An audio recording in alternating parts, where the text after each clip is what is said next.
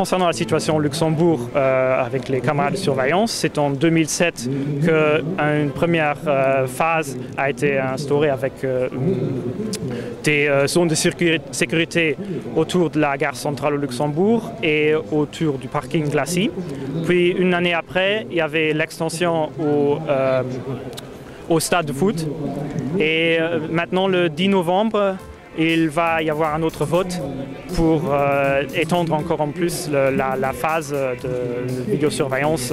Je pense que c'est une année ou plusieurs années. Aujourd'hui, on est là pour informer les gens qui passent ici que la vidéosurveillance en fait ne sert pas à grand chose.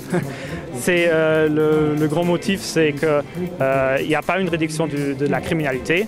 Parce que même si statistiquement peut-être maintenant avec la vidéosurveillance il y a moins de crimes autour de la zone de sécurité gare centrale, les crimes se passent dans un autre quartier.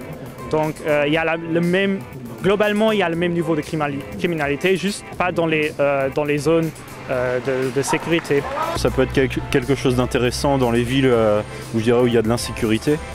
Moi je suis français et bon, quand j'arrive au Luxembourg, je trouve que c'est vraiment un environnement assez calme où on a, je dirais, pas peur de se faire agresser. Il y a beaucoup moins d'incivilité qu'en France par exemple, à Paris en particulier. Plus il y a de caméras, plus c'est difficile à surveiller parce que il faut bien qu'il y ait des gens qui regardent les écrans et c'est absurde. Je trouve que c'est absurde. J'ai entendu assez d'histoires comme ça que les caméras n'ont pas pu aider. Si jamais il se passe quelque chose, encore faut-il qu'il y ait quelqu'un qui le remarque. Même après que quelqu'un s'est fait dérober, c'était la victime même qui a dû préciser utiliser les caméras. Ça veut dire que les autorités n'ont pas pensé à utiliser les caméras pour contrôler qui était le coupable. Par rapport aux infractions au code de la route, donc à ce niveau-là, je pense que ça peut également être intéressant au niveau des feux, voir s'il y a des personnes qui grillent ou ce genre de choses.